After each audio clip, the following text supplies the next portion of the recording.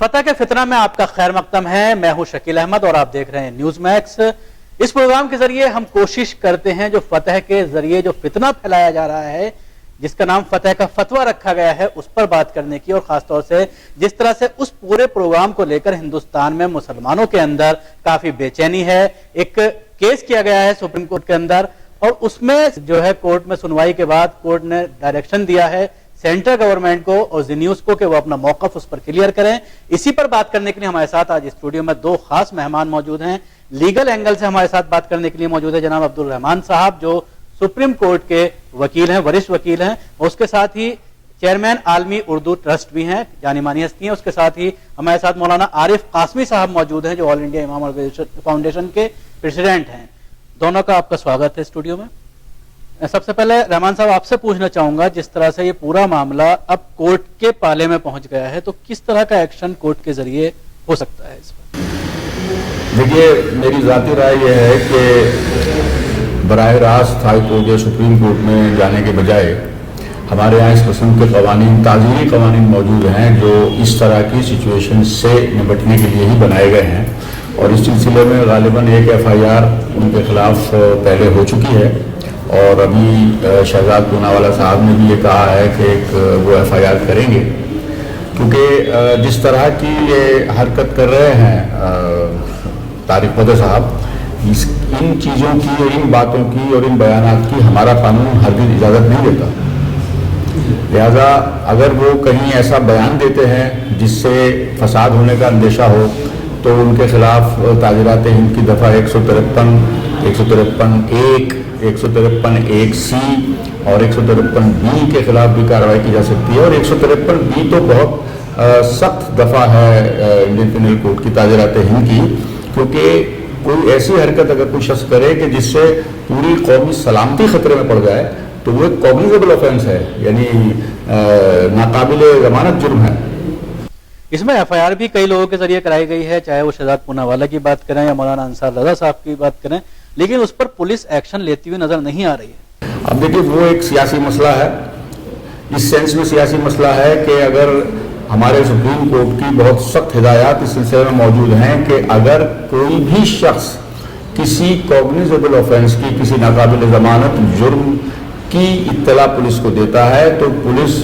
کا فرض ہے کہ وہ اس پر FIR درج کرے, ایکشن لے, اس شخص کو گرفتار کرے قابل گرفتاری ثبوت مل جانے پر. اب اگر اس طرح کی کوئی FIR کی گئی ہے جس میں ان کے خلاف ناقابل ضمانت جرم کی ایلیگیشن یعنی الزام موجود ہے تو پولیس باؤنڈ ہے اس پر FIR درج کرنے کے لیے. مولانا عارف صاحب, جس طرح سے اس معاملے میں پولیس ایکشن نہیں لے رہی ہے, معاملہ کورٹ کے پالے میں پہنچا ہے, لیکن اگر دوسرے معاملوں میں بات کی جائے, اگر اسی طرح کے بیانات آتے ہیں مسلم لیڈروں کے ذریعے تو اس پر فوراً ایکشن لیا جاتا ہے. لیکن اس طرح کا بیان جب طارق فتح دے رہا ہے جو مسلمانوں کے خلاف زہر اگل رہا ہے اور کہیں نہ کہیں حالات خراب ہو رہے ہیں, ابھی جس طرح سے جن پروگرام سے وہ جا رہے ہیں تو وہاں پر ہنگامہ دیکھنے میں آ رہا ہے, تو اس کے خلاف ایکشن کیوں نہیں لیا جا رہا؟ میں آپ کو اس میں ایک بات بہت اہم بتاتا ہوں کہ جس ملک میں جو سرکار ناکام ہو جاتی ہے وہ اپنے آپ کی کمیوں کو دبانے کے لیے اور اپنی بیچارگی ظاہر کرنے کے لیے جو سامنے والے لوگ ہیں ان کو ایک طرح سے اکسانا شروع کر دیتی ہے. نمبر 1. نمبر 2, طارق فتح میں صاحب تو نہیں لگاؤں گا اس لیے کہ وہ لعین آدمی ہے, ملعون ہے وہ. طارق فتح جو بھگوڑا ہے پاکستان کا, پھر اس کے بعد وہ دوسرے ممالک میں گیا, اس کے بعد وہ ہندوستان میں آیا. پہلی بات تو یہ کہ ہندوستان کو جب اس طرح کے لوگ یہاں آتے ہیں تو وہ پناہ کیوں دیتے ہیں؟ اس سے پہلے بھی سلمان رشدی اور تسلیمہ نسرین یہاں ہیں, ابھی تک ان کا مسئلہ مکمل طور پر نہ کورٹ کے سامنے بھارت سرکار نے رکھا ہے اور نہ ہی پبلکلی اس کو مطلب ایک طرح سے واضح کیا ہے کہ ان کو کیوں رکھا گیا ہے. اب طارق فتح جو آئے ہیں, ابھی میں اس بات کو پہلے بھی کہہ چکا ہوں کہ بھارت سرکار جو آج BJP پارٹی کے ہاتھ میں ہے, ان لوگوں کو آج تقریباً 2.5-3 سال ہو گئے ہیں, وہ اپنے وعدوں میں مکمل طور پر ناکام ہو رہے ہیں. जिधर भी उनकी मुखालिफत होती है, यहाँ तक कि उनका अपना जो मौक़िफ़ होता है, उनकी जो अपनी मंशा होती है, वो सिर्फ ये होती है कि मुसलमानों के दबे कुचले मामलात को और मुसलमानों के मजहबी मामलात को खोल कर उलझा कर मुसलमानों की तालीम, मुसलमानों की तहफ़्फ़ुज़ के मामलात को एक तरह से ऐसे उलझा दिया जाए कि मुसलमान हमारी तरफ देख भी ना सके। और कांग्रेस की तरफ से ये मतलब उन लोगों ने आज तक बार बार इस बात की जो है, बीजेपी पार्टी का कोई एमपी हो या हमारे प्रधानमंत्री जी हों, बार बार ये कहते हैं कि कांग्रेस पार्टी ने 60 साल तक हुकूमत की है हिंदुस्तान में और इतने फसाद हुए, पूरी बात सुनिएगा। तो इतने फसादात हुए। जब जब इस तरह के फसादात होते हैं, पहली बात तो ये कि आरएसएस हर गली में, हर मोहल्ले में, हर इलाके में, हर कस्बे में मौजूद है। वो हर एतबार से चाहती है कि जहां भी उनके अगेंस्ट कोई गवर्नमेंट काम करती है तो आरएसएस वाले वहां जानबूझकर फसाद कराते हैं और ये कहते हैं कि देखिए ये सरकार निकम्मी है, इस सरकार ने यहाँ झगड़े फसाद कराए। अभी जो यकसा सिविल कोड का जो मामला इन लोगों ने उठाया था, 3 तलाक के मसले के पसे पुश्त, इस तरह का जो मामला उठाया था, सारे मुसलमानों ने खड़े होकर के इसकी मुखालिफत की थी। यहाँ तक कि कोर्ट ने भी उसमें जो है एक तरह से दखलंदाजी की। भारत सरकार को दिखा कि हमें हार हो सकती है। सारे मुसलमानों ने तकरीबन 6 करोड़ या 6.5 करोड़ मुसलमानों ने उसके हिमायत में उस मामले को दबाने के लिए इस मामले को उठाया गया, आपका ये कहना है। रहमान साहब, अब कानूनी तौर पर अगर इसमें पूरा देखा जाए, जिस तरह से वो हिंदुस्तान में आए हैं, आने के बाद एक प्रोग्राम कर रहे हैं और बाकायदा उनको पेमेंट भी दी जा रही है, तो गैर मुमालिक के जो लोग हैं उनको यहाँ काम करने के लिए सरकार से परमिशन लेनी पड़ती है। तो क्या इन्होंने इस तरह की कोई परमिशन ली है? क्योंकि पाकिस्तानी एक्टर्स जब यहाँ पर आते हैं और अगर फिल्मों में काम करते हैं तो बाकायदा उनको परमिशन लेनी पड़ती है, और अगर परमिशन नहीं होती है तो कई तरह के एतराजात होते हैं, उनको डिपोर्ट किया जाता है। लेकिन इस पूरे मामले में कहीं ना कहीं पुष्पनाही सरकार की नजर आ रही है और वो इसको पूरा लेकर चल रही है। देखिए, पुष्पनाही की हद तक मैं आपकी बात तस्लीम करता हूं। पुष्पनाही के बगैर वो शरारत के इस सतह पर नहीं पहुंच सकता था जहां तक वो पहुंच गया है, क्योंकि इसकी जो देखिए तारिक फतेह का पस मंजर जरा समझिए। तारिक फतेह वो शख्स है जो अपने बारे में खुद ये कहता है, I am an Indian born in Pakistan, यानी मैं एक ऐसा हिंदुस्तानी हूं जो पाकिस्तान में पैदा हुआ। आगे भी 4-5 लाइन में उसने अपना ये तारुफ दे रखा है दुनिया भर को, वो मैं बाद में बताऊंगा। लेकिन यही इसी बात को लीजिए, उसकी पैदाइश कराची में हुई 1949 में, यानी तक़सीम मुल्क के 2 साल के बाद। अब आप ये बताइए, मैं हिंदुस्तानी हूँ, मैं हिंदुस्तान में पैदा हुआ हूँ, और इत्तफाक की बात यह कि मेरी पैदाइश भी 1949 की है, लेकिन मैंने आंख खोलते ही हिंदुस्तान को देखा, इसको अपना मुल्क समझा और इस मुल्क से मुझे बेपनाह मोहब्बत है। तो ऐसा कोई शख्स, क्या उसको अपनी पैदाइश से 2 साल कबल इस बात का इल्म हो गया था कि वो पाकिस्तान में पैदा होगा, और पाकिस्तान में पैदा होने के बाद यानी उसकी पैदाइश के वक्त पाकिस्तान बन चुका था, तो वो किस तरह अपने आप को इंडियन कह रहा है? दरअसल ये एक निहायत बेकिरदार शख्स है। आगे फिर ये होता है कि वो वहाँ लेफ्टिस्ट स्टूडेंट लीडर रहा, और जनरल ज़िया उल हक के ज़माने में उसकी सहाफ़त पर भी पाबंदी लगा दी गई, क्योंकि वो पाकिस्तान टीवी का इन्वेस्टिगेटिव रिपोर्टर था और किसी अखबार के लिए भी उसने काम, शायद कराची सन के लिए उसने काम करना शुरू किया था। तो 1970 में उसकी सहाफ़ती सरगर्मी पर पाबंदी लगा दी गई, फिर उसको जेलावतन कर दिया गया और वो सऊदी अरब में जाकर काफ़ी अरसे तक रहा। तो अब आप ये देखिए कि सऊदी अरब की अपनी रिहाइश के ज़माने में उसने इस्लाम या मुसलमानों के खिलाफ कभी कोई बात नहीं की। कहीं होती तो उसका क्या अंजाम होता आप भी समझ सकते हैं। उसके बाद 1987 में वो कनाडा जाकर सेटल हो गया और कनाडा की शहरियत भी उसने इख्तियार कर ली। अब देखिए, किसी भी मुल्क की शहरियत इख्तियार करने के वक्त आपको उस मुल्क की हुकूमत और उस मुल्क के आईन से वफादारी का हलफ भी उठाना पड़ता है। तो ऐसा शख्स जो पहले ही दूसरे मुल्क का शहरी बन चुका है, पहले उसने अपने मुल्क को ठुकराया ये कहकर कि वो तो पाकिस्तानी ही नहीं है, हिंदुस्तानी है। उसके बाद वो कनाडा गया, वहाँ की शहरियत इख्तियार की और वहाँ की हुकूमत और आइन से वफादारी का हलफ लिया, और अब वो ये कहता है कि मैं हिंदुस्तानी हूँ जो पाकिस्तान में पैदा हो गया था, और हिंदुस्तानी शहरियत भी हासिल करना चाहता है। ये तो एक बात। दूसरी बात ये कि जहाँ तक उसके हिंदुस्तान आने का ताल्लुक है, तो देखिए हमारा जो आइन है वो कतई एक लिबरल आइन है, वो एक सेकुलर आइन है। اس میں آزادی تحریر و تقریر کو اتنی زیادہ اہمیت حاصل ہے کہ غالباً امریکہ سے زیادہ آزادی تحریر و تقریر اور میڈیا کی آزادی ہمارے ہندوستان کے آئین کے تحت میسر ہے۔ اور رہی بات کام کرنے کی، تو دیکھیے کام کرنے کے سلسلے میں جو قوانین ہیں وہ یہ ہیں کہ اگر کوئی شخص کسی دوسرے ملک سے ہندوستان آتا ہے اور یہاں وہ یہ درخواست دیتا ہے کہ میں یہاں کام کر کے اپنی روزی روٹی کمانا چاہتا ہوں، تو اس کا ایک پروسیجر ہے جو الگ ہے، اور اس کے لیے اس کو بہت ساری اجازتیں، پرمیشن، لائسنس وغیرہ وغیرہ چاہیے۔ لیکن اگر کوئی شخص یہاں آ کر لانگ ٹرم ویزا پر رہ رہا ہے یا عارضی ویزا پر بھی رہ رہا ہے، تو اس کو اس آزادی تحریر و تقریر کے تحت وہ کسی اخبار کو بیان بھی دے سکتا ہے، کسی ٹی وی کے پروگرام میں انٹرویو بھی دے سکتا ہے، جیسا کہ وہ کر رہا ہے۔ اس کے لیے اس کو کسی اجازت یا لائسنس کی ضرورت نہیں ہے، کسی ورک پرمٹ کی ضرورت نہیں ہے۔ اب یہ الگ بات ہے کہ وہ اس کو پیمنٹ جو ہے وہ کس مد میں کیا جا رہا ہے، ہو سکتا ہے آنے جانے کے خرچ کے طور پر اس کو پیمنٹ وغیرہ کیا جا رہا ہو، لیکن وہ کام نوکری کی مد میں وہ پیمنٹ اس کو نہیں کیا جا رہا۔ عارف صاحب، اگر پچھلے 2-4 انسیڈنٹ پر نگاہ ڈالی جائے، جس طرح سے ابھی ریختہ کے پروگرام میں اچانک یہ وہاں پہنچے اور اس کو لے کر کافی ہنگامہ ہوا اور پولیس نے اس لڑکے کو ڈیٹین بھی کیا جو کافی وہاں پر نعرے بازی کر رہا تھا، اور جو نعرے وہاں پر لگائے جا رہے تھے وہ یہی کہے جا رہے تھے کہ ISI ایجنٹ واپس جاؤ، پاکستانی واپس جاؤ، اس طرح کے نعرے لگائے جا رہے تھے، لیکن اس کے باوجود اس کو سیکیورٹی ملی ہوئی ہے۔ سیکیورٹی کس بنیاد پر ملی ہے؟ یہ ساری چیزیں کس وجہ سے ہیں؟ کہ جو بھی پردھان منتری جب کسی دوسرے ملک میں سفر کرتا ہے، وہ جب بھی وہ اپنی تقریر کرتا ہے یا کسی میٹنگ میں شرکت کرتا ہے، تو وہاں جا کر یہ کہتا ہے کہ میرے پورے ملک کی جنتا بڑی سہولت و آرام اور بڑی شانتی پوروک طریقے سے رہتی ہے۔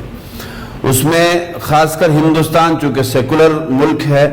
یہاں بادشاہت نہیں ہے، یہاں MPs MLAs اور یہ ساری چیزیں الیکشنز ہوتے رہتے ہیں، یہاں ہر 5 سال میں ہمارے یہاں پردھان منتری MP بدل جاتے ہیں۔ جب اس طرح کے لوگ دیگر ممالک میں اسفار کرتے ہیں، سفر کرتے ہیں، وہاں جا کر کے واہواہی لوٹتے ہیں، اور خاص کر یہ جو بار بار دبئی اور سعودی جا کر کے وہاں بادشاہوں کی گود میں بیٹھتے ہیں، وہاں جا کر کے باقاعدہ یہ کہتے ہیں کہ مسلمانوں کے لیے ہم لوگ کام کر رہے ہیں، مسلمان بہت اچھے ہیں، فلاں ہے، ڈھماکہ یہ وہ 50 طرح کی انہوں نے تعریفیں جھوٹے منہ ان کی کری ہے۔ اب یہ خاص کر کیوں اس طرح کا جو معاملہ کرنا چاہتا ہے، RSS نے یہ کہا کہ آپ RSS کی جو ایک طرح سے ایک گائیڈ لائن ہے،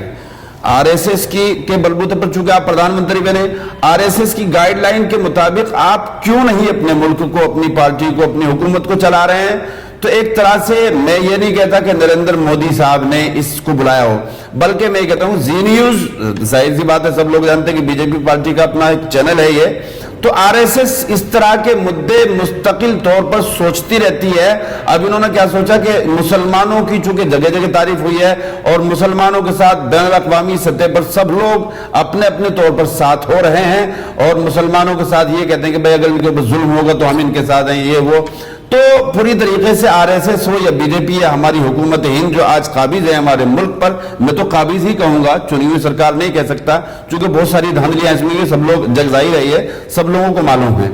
تو اس طریقے سے جو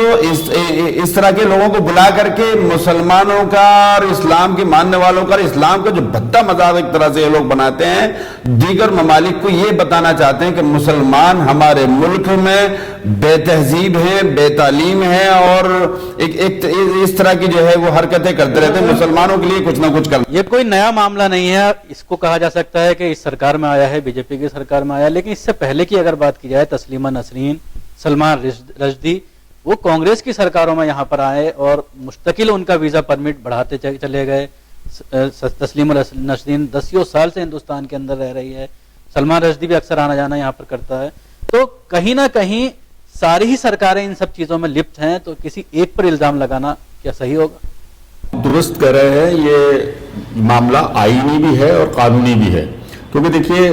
کوئی بھی گورنمنٹ ہو اور گورنمنٹ کا کوئی بھی عہدیدار ہو، خواہ وہ پرائم منسٹر ہو یا پریزیڈنٹ ہو، وہ قانون سے بالاتر نہیں ہے، قانون سے سب نیچے ہیں۔ تو جو قانون کہتا ہے اس کے مطابق، جیسا کہ میں نے پہلے عرض کیا کہ یہ شخص جو ہے یہ ایک فسادی شخص ہے، اور یہ بات ریکارڈ پر ہے، یہ میری ذاتی رائے نہیں ہے، اس کی اپنی سرگرمیاں جس طریقے سے رہی ہیں ان پر اگر آپ غور کریں تو وہ جہاں بھی گیا اس نے ایک تو یہ کہ وہ بہت ہی غدار طبیعت کا انسان ہے، وہ نہ مسلمان ہے نہ یہودی نہ کرسچن، وہ اس کا مقصد لگتا ہے کہ صرف فساد پھیلانا ہے. کیونکہ 2003 میں ایک اور کینیڈین مصنفہ ہے مسلمان جس کا نام ہے ارشاد مانجھی. 2003 میں اس نے کتاب لکھی تھی جس کا ٹائٹل تھا دا ٹربل ود اسلام، اور اس نے اس کتاب میں اسلام کی تنقید کی تھی، اسلام کی بعض ریڈیکل نظریات سے اور مسلمانوں کے بعض ریڈیکل رویوں کے خلاف اس نے کافی سخت الفاظ اس کتاب میں استعمال کیے تھے. تو اسی طارق فتح نے اس کتاب پر بہت سخت تنقید کی، اس کی مخالفت کی، اور یہ تک کہا کہ یہ ایک یہودی کی لکھی ہوئی کتاب ہے جو یہودیوں کے لیے لکھی گئی ہے. یہ یعنی جس شخص کا کوئی موقف نہ ہو. اب بات آپ کا سوال جو ہے میں اس کا جواب دیتا ہوں کہ دیکھیے قانون یہاں پر سب کے لیے ہے، سب قانون کی نظر میں برابر ہیں اور قانون سب کے لیے یکساں ہے. ہمارے ہاں جو آرٹیکل 14 ہے کانسٹیٹیوشن، جب امپلیمنٹیشن کا بات آتی ہے، اس کو نافذ کرنے کی بات آتی ہے، تو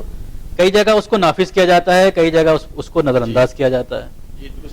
وہی سیاسی عوامل کار فرما ہوتے ہیں، خواہ وہ گورنمنٹ کسی کی بھی ہو. گورنمنٹ کا یہ فرض ہے کہ اگر کوئی قانون ہے جو پارلیمنٹ نے بنایا ہے یا آئین جو کچھ کہہ رہا ہے اس کا پوری طریقے سے نفاذ اور امپلیمنٹیشن ہونا چاہیے، اس بات سے قطع نظر کہ وہ قانون اس قانون کی زد میں کون آ رہا ہے.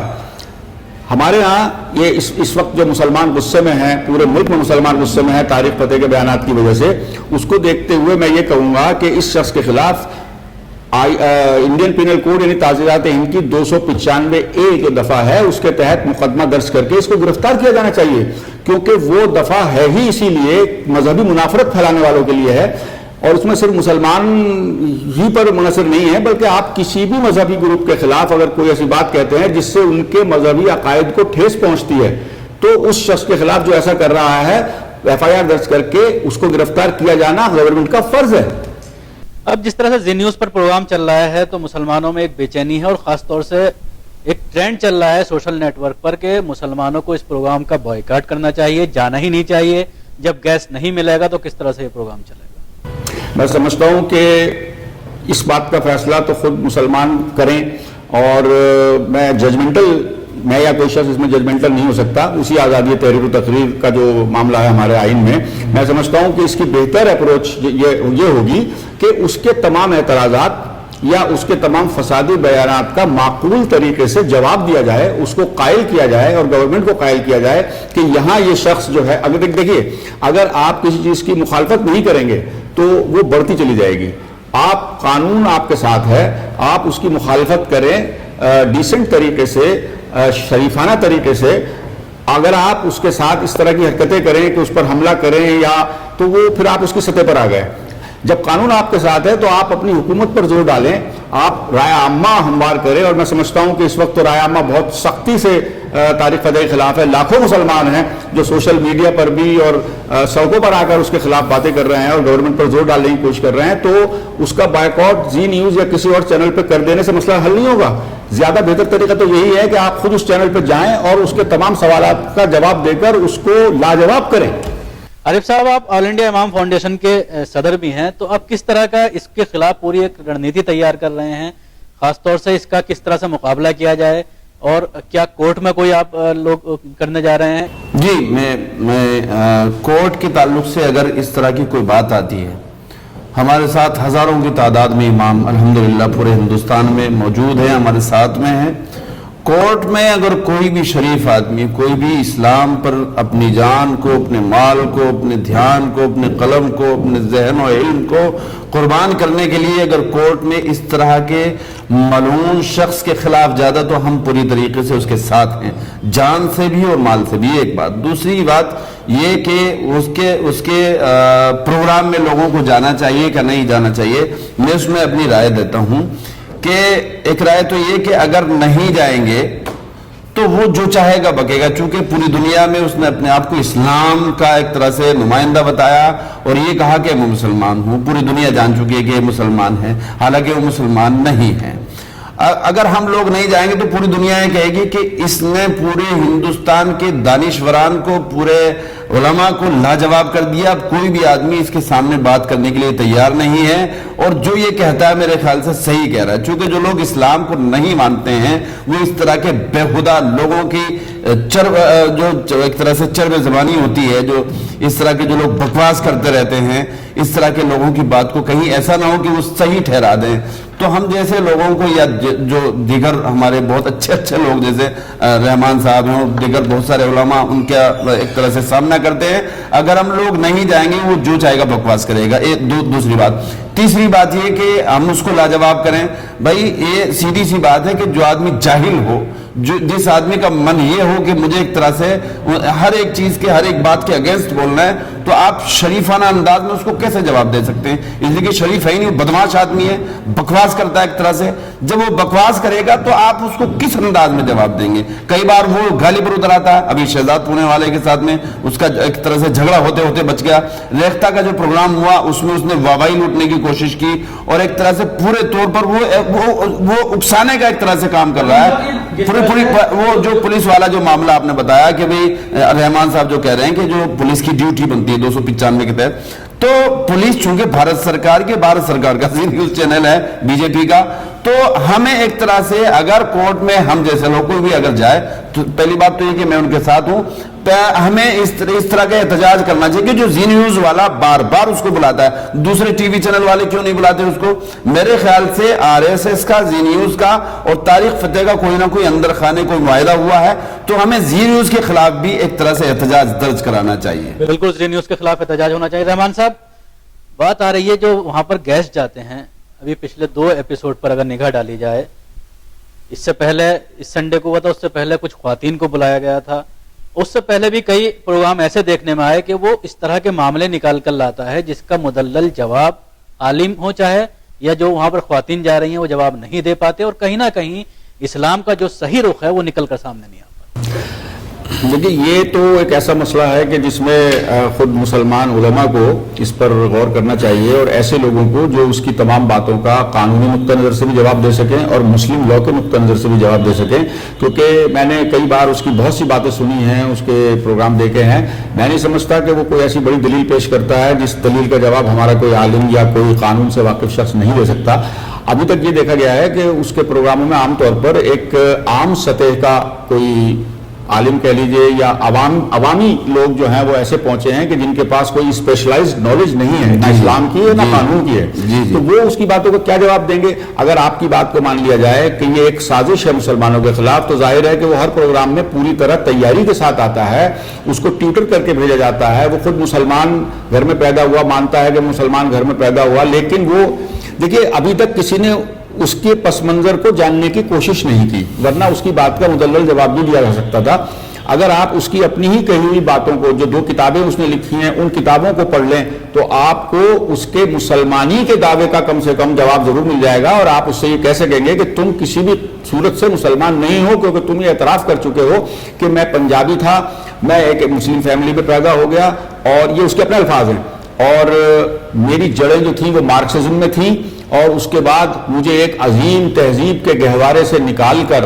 اور ایک نخلستان کی تلاش میں ایک صحرا میں پھینک دیا گیا، ایک ایسا نخلستان جو دراصل بعد میں سراب ثابت ہوا. ان الفاظ کا کیا مطلب ہے؟ وہ کس چیز کو نخلستان کہہ رہا ہے؟ بھئی اس سے یہ پوچھا جائے کہ تم ایک آئیڈیل اسٹیٹ یا ایک آئیڈیل ملک، اگر پاکستان تمہارے لیے مناسب نہیں، سعودی عرب تمہارے لیے مناسب نہیں، کینیڈا تمہارے لیے مناسب نہیں، تو ہندوستان تمہارے لیے مناسب کس وجہ سے ہو گیا؟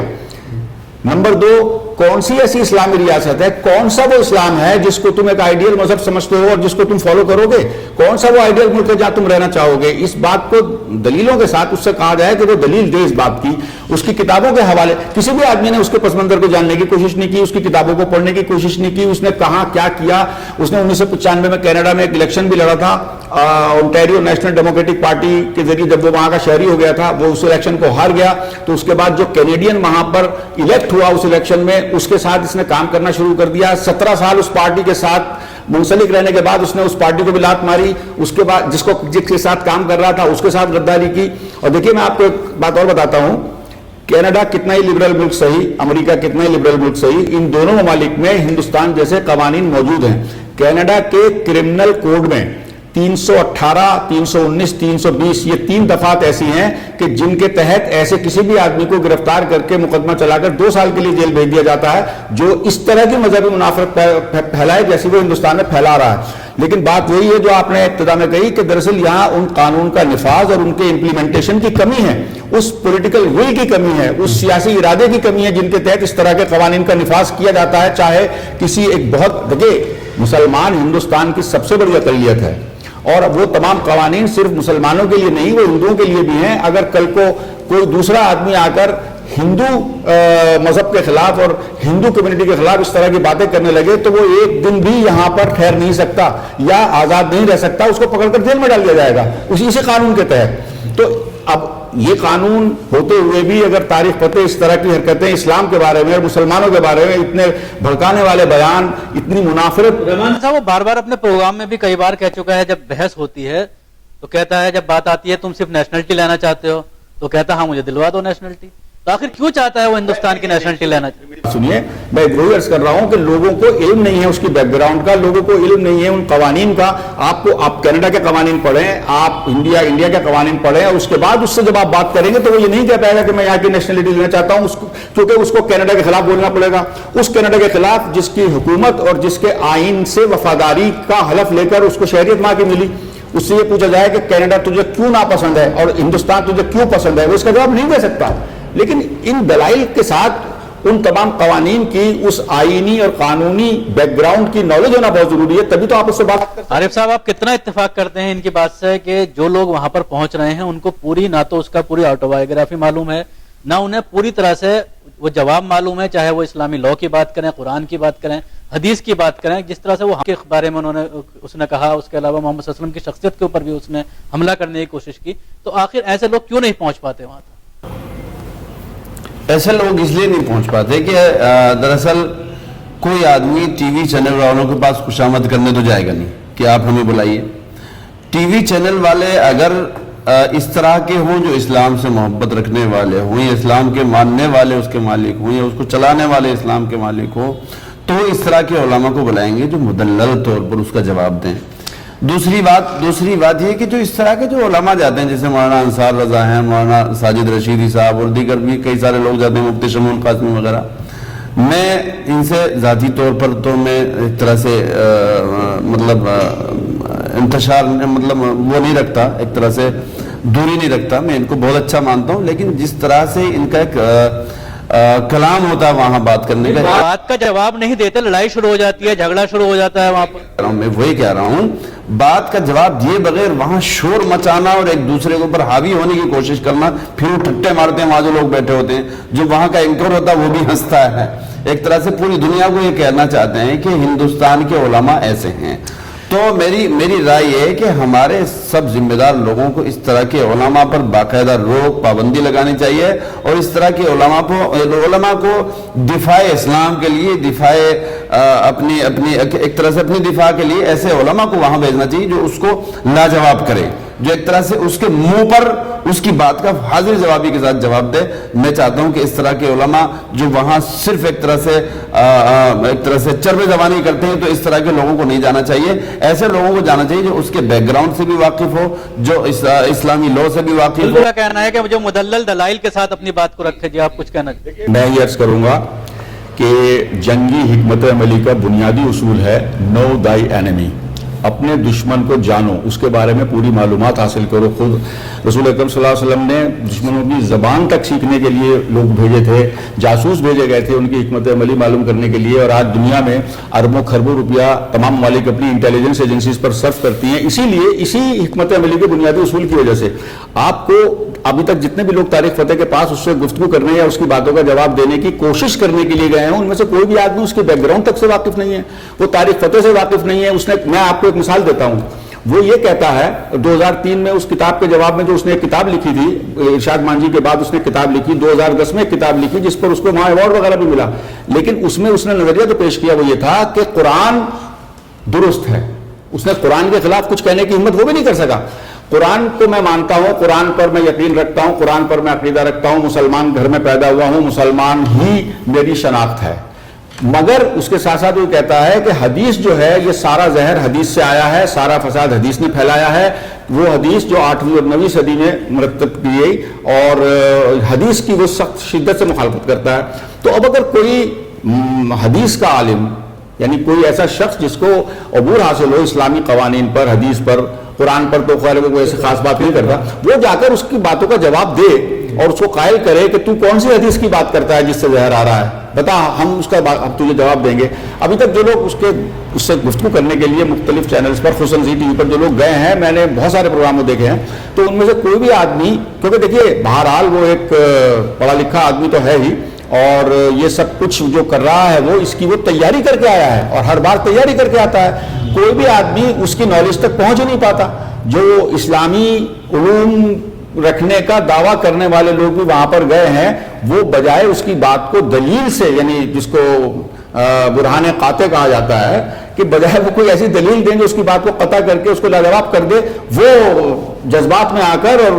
کفر کا فتویٰ لگانے اور اس کو جان سے مارنے کی دھمکی دینے لگتے ہیں۔ تو یہ کوئی طریقہ نہیں ہے آج کی دنیا میں بحث کا یا بحث کو جیتنے کا۔ بالکل مطلب دلائل سے اس کو ہرانے کی بات ہے۔ ایک آخری سوال کرنا چاہوں گا، ریختہ میں جس طرح سے پورا ہنگامہ ہوا، تو کہیں نہ کہیں ریختہ کے اوپر بھی کئی طرح کے سوال اٹھ رہے ہیں کہ انہوں نے بلایا تھا، حالانکہ سنجیو شراف یہ کہہ رہے ہیں کہ ہم نے بلایا نہیں تھا، اچانک وہ آ گئے اور ہم نے ان کو باہر نکالنے کی کوشش کی۔ دیکھیے وہ تو ایک پبلک پروگرام تھا، اس بات پر آپ کو میں سمجھتا ہوں سنجیو شراف کی بات پر ہی یقین کرنا پڑے گا، جب تک کہ آپ کے پاس کوئی ایسا ثبوت نہ ہو کہ اس کو سنجیو شراف یا جشن ریختہ کے منتظمین نے وہاں بلایا تھا۔ وہ ایک پبلک پروگرام تھا جس میں کوئی بھی شخص آ سکتا تھا۔